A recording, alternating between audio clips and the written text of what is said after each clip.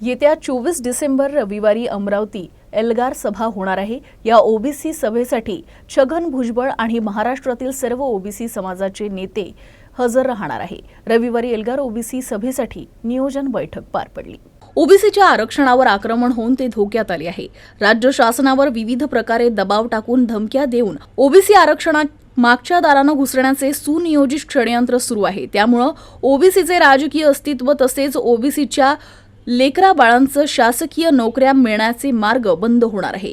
OBC भटकी विमुक्त जाती जमाती आणि बहुजनांची नवी पिढी उद्ध्वस्त होणार आहे।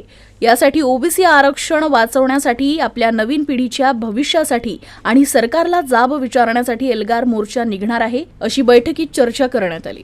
मी मनोज अंबाळकर दिनांक 24 डिसेंबर रोजी ओबीसी एल्गार सभेचे आयोजन अमरावतीला दसरा मैदान येथे केलेलं आहे। महाराष्ट्राची परिस्थिती पाहता 350 जातीचा ओबीसी वर्ग आहे आणि या वर्गात मराठ्यांना आरक्षण हवं आहे।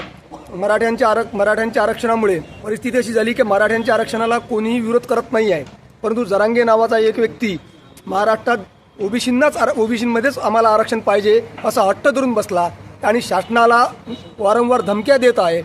शासनाला अल्टिमेट देत आहे आणि शेवटचा अल्टिमेट त्याने 24 तारखेचा दिलेला आहे।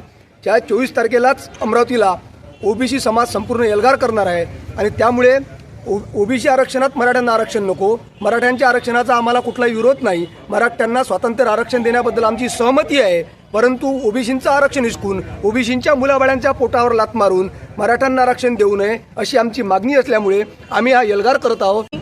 येथे जो मुद्दा घेतलेला आहे हा ओबीसीचा मुद्दा आहे, आरक्षणाचा मुद्दा आहे आणि या आरक्षणाच्या मुद्द्यामध्ये ही सर्वांची हक्काची आणि अधिकाराची लढाई आहे। त्यामुळे सर्व जनतेला कळकळीची विनंती आहे, सर्व ओबीसी घटकाला कळकळीची विनंती आहे की मोठ्यात मोठ्या संख्येने आपल्याला तेथे जायचं आहे आणि ही ओबीसी महाएल्गार सभा घेणं हे गरजेचं होतं। कारण जो जरांगे पाटील आपले स्वतःचे वक्तव्य करतो तर हे वक्तव्य ऐकल्यानंतर आम्हाला असं वाटतं कुठंतरी की ओबीसी समाज हा जागृत झाला पाहिजे आणि मराठ्यांच्या आरक्षणाला आमचा कोणताही विरोध नाही, त्यांना स्वतंत्र आरक्षण देण्यात यावं आमची कोणतीही मना नाही, परंतु आमचं जे आरक्षण आम्हाला अधिकार आणि हक्कानं मिळालेलं आहे ते आरक्षण आम्हाला टिकून ठेवायचं आहे आणि त्याची आम्हाला गरज सुद्धा आहे।